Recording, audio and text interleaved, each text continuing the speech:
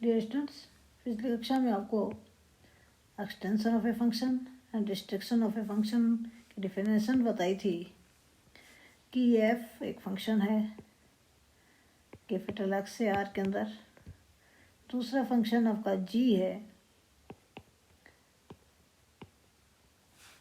Y से are के अंदर, और एफ एक्स बराबर जी एक्स है for all x elements of capital x. तो ये जो एफ है, ये एफ आपका है वो रिस्ट्रिक्शन कहलाता है। एफ और जी है वो एक्सटेंशन कहलाता है। जी आपका कहलाता है extension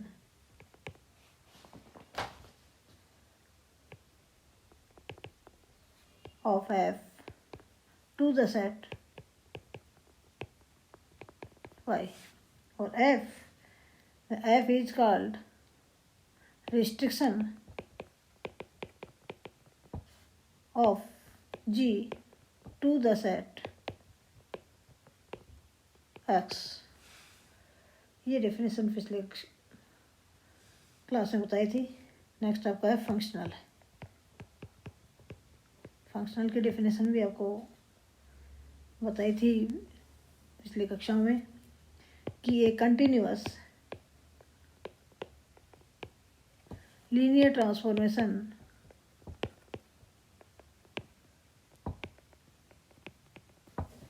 T from N into R or C is called, is said to be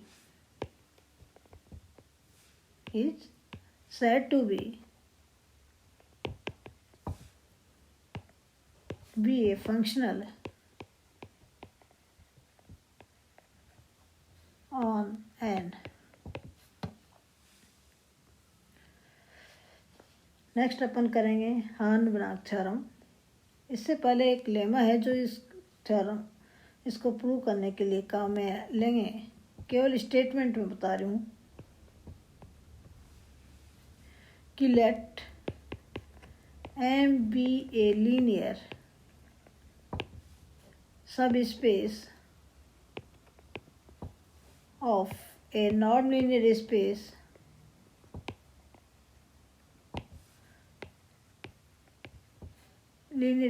N, and let f be a functional defined on M if x naught is a vector not on M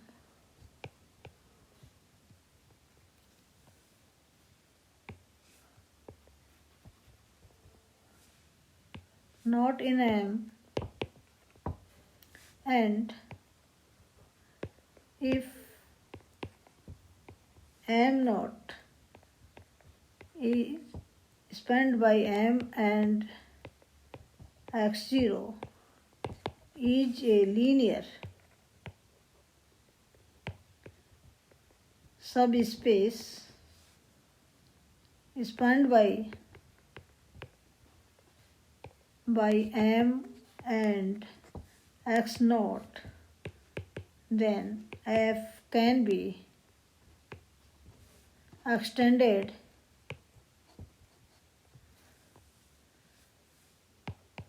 to a functional f naught defined on M naught, and such that norm of f naught equal to norm of f। ये lemma है वो अपन हार्न-बनाक theorem है उसके prove करने के लिए अपन use करेंगे। आपको याद रखना है इस लेमा को। इसमें कह रहा है कि एम आपका ये आपका नॉन लीनियर स्पेस है एन, ये आपका एम लीनियर सब स्पेस है एन का, और एक x0 है वो नॉट इन एम, एन का एलिमेंट्स है, एम का एलिमेंट्स नहीं है।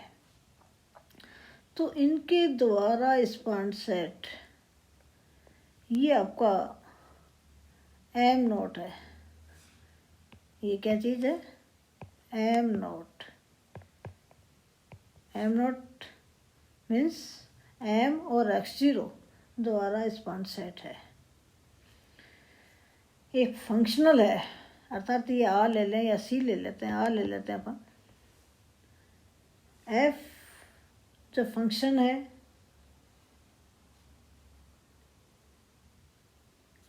एम से, function on M, M is functional on M means f जो है वो एम से आर में फंक्शन है, मीन्स फंक्शनल है on M. Then f can be extended to the set M nought. M nought में इस एफ को एक्सटेंशन किया जा सकता है और उसको नाम दे दें एफ नोट, सच दैट कि norm of F note equal to norm of F. Extension है, ये एक्सटेंशन है तो means F x equal to F note X है for all x elements of M. यदि ये स्थिति है, एफ आपके पास ये स्थिति है कि f x equal to F note x for all x elements of f, तो एफ नोट वो एफ का एक्सटेंशन हो जाएगा to the set M nought. और साथ में इस लेमा में आपको norm of F note equal to norm of f दिखाना है, तो इसको आप केवल याद रखिए। इसको यदि अपन प्रूव करना चाहें तो अपन इस एन जो नॉन लीनियर स्पेस है वो रियल नॉन लीनियर स्पेस है या कॉम्प्लेक्स नॉन लीनियर स्पेस है, उसी के अलग अलग तरीके से अपन इसका प्रूफ आता है। काफ़ी लंबा है, एग्जाम में एक आधी बार पूछा हुआ है, काफ़ी लंबा है, इसलिए अपन केवल हार्न-नाक थ्योरम जो कि इम्पोर्टेंट थ्योरम है उसके प्रूव के लिए अपन इस रिजल्ट को अपन काम में लेंगे। आप इसको केवल याद रखिए। हार्न-नाक थ्योरम से पहले अपन कुछ डेफिनेशंस हैं जो कि आप पिछली कक्षा में पढ़ के आए हैं, वो देख लें। एक तो आपका थी partial order set, order set. Partial order set आपका है, से पहले पार्शियल ऑर्डर रिलेशन देख लें। कोई भी रिलेशन आपका है किसी सेट ए में, वो पार्शियल ऑर्डर रिलेशन कहलाता है। कब? वो आपका रिफ्लेक्सिव हो, एंटीसिमेट्रिक हो और ट्रांजिटिव हो। तो a relation R is said to be partial ordered relation in non-empty set A if first condition वो आपका रिफ्लेक्सिव हो या रिफ्लेक्सिव प्रॉपर्टी उसको फॉलो कर रहा हो, a R a for all a elements of R. ये जो आपके पास है ये आर आपका रिफ्लेक्सिव रिलेशन है या रिफ्लेक्सिव प्रॉपर्टी कहलाती है, रिफ्लेक्सिव प्रॉपर्टी या आर आपका रिफ्लेक्सिव रिलेशन है, प्रॉपर्टी है।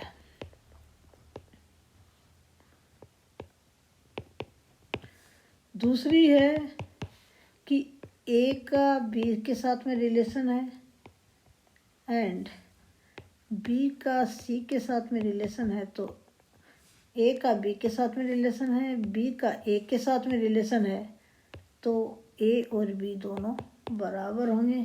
ये एंटी सिमेट्रिक प्रॉपर्टी कहलाती है। ये रिलेशन आपका है वो आपका एंटी सिमेट्रिक रिलेशन है। तीसरा कंडीशंस है कि ए का बी के साथ में रिलेशन है एंड बी का सी के साथ में रिलेशन है, तो ये इम्प्लाइज करेगा कि ए का सी के साथ में रिलेशन होगा। ए का सी के साथ में रिलेशन है तो ये रिलेशन आपका ट्रांजिटिव रिलेशन कहलाता है। ये प्रॉपर्टी है वो ट्रांजिटिव प्रॉपर्टी कहलाती है। तो कोई भी रिलेशन है किसी सेट पर डिफाइन है वो आपका पार्शियल ऑर्डर रिलेशन कहलाएगा कब, वो रिफ्लेक्सिव हो, एंटीसिमेट्रिक हो और ट्रांजिटिव हो। और ये जो नॉन एम्प्टी सेट है विथ पार्शियल ऑर्डर रिलेशन वो आपका पार्शियल ऑर्डर सेट या लीनियर ऑर्डर सेट कहलाता है, पार्शियल ऑर्डर सेट कहलाता है। तो ए नॉन एम्प्टी सेट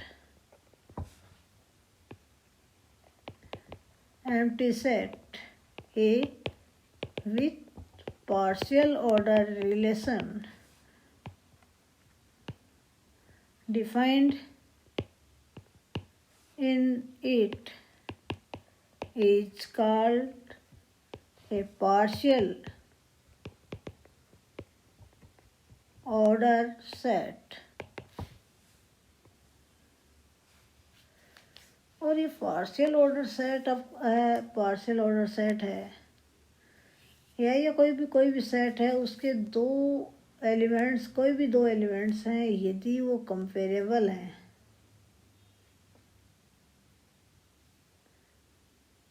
अर्थात या तो ए का बी के साथ में रिलेशन है या फिर बी का एक के साथ में रिलेशन है, तो ऐसी स्थिति में ये जो सेट है वो टोटली या लीनियरली ऑर्डर्ड सेट कहलाता है या चेन कहलाता है। तो नेक्स्ट डेफिनेशन है लीनियर ऑर्डर्ड सेट। ये आप सब फर्स्ट ईयर की क्लास में पढ़ के आए हैं, वही चीज़ें हैं। तो two elements A and B of partial ordered set A are comparable if generally partial order relation को less than equal to symbol से व्यक्त करते हैं, A less than equal to B और B less than equal to A. Less than equal to means less than equal to का symbol नहीं है, ये आपका पास रिलेशन है ए का बी के साथ में या बी का ए के साथ में रिलेशन है, that is a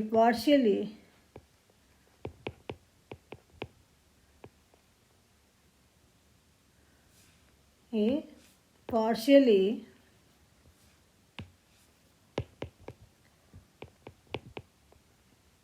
ordered set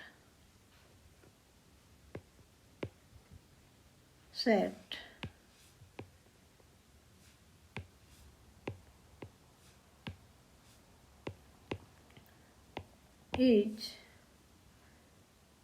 said to be totally or linearly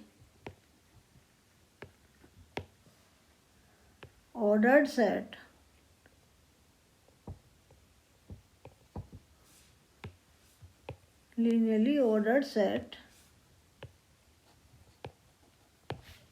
और बी ए चेन, तीनों नाम होते हैं, चेन हो, टोटली या लीनियरली ऑर्डर्ड सेट या chain, if any two elements of the set are comparable. तो ये जो सेट है वो आपका लीनियर ऑर्डर सेट कहलाएगा या लीनियरली ऑर्डर सेट कहलाएगा।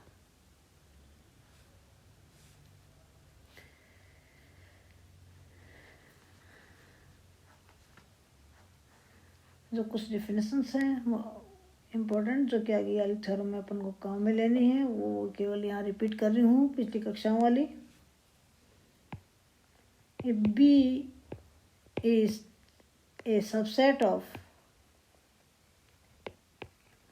partial ordered set A, then the element C of A is said to be an upper bound of V if B is less than equal to C for all B elements of B, and C elements है A का is said to be least upper bound of B if C is an upper bound of B and if D is any other upper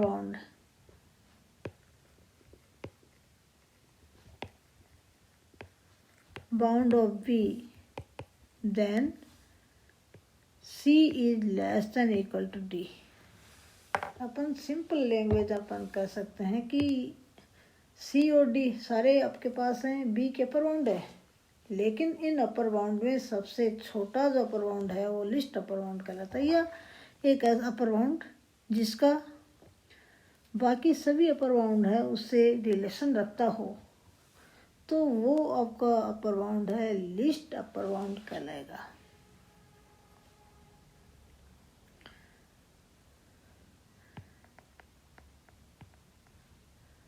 list upper bound कहलाएगा।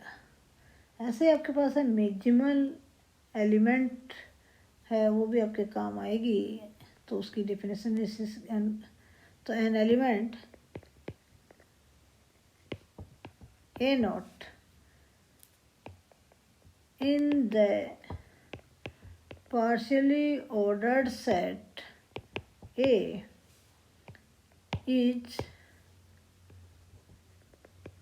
said to be a maximal element of A if A is elements of A and A naught is less than equal to A, तो implies A equal to A naught। ये A naught आपका maximal element है, A naught वो आपका maximal element है partial order set A का। कब? यदि A naught है उसका A के दूसरे एलिमेंट्स और हैं उसके साथ में यदि रिलेशन है तो A और A नॉट दोनों सेम होंगे, अन्यथा कोई रिलेशन उसके साथ में नहीं होगा।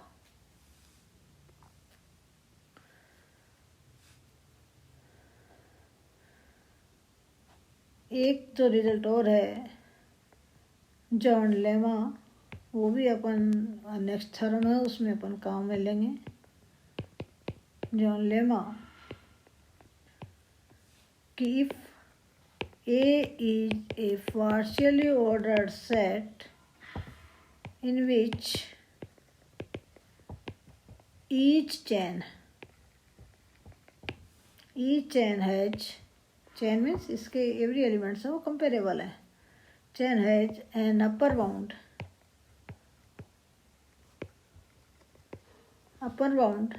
then A has a maximal element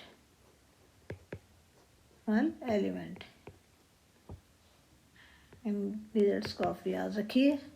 thanks students.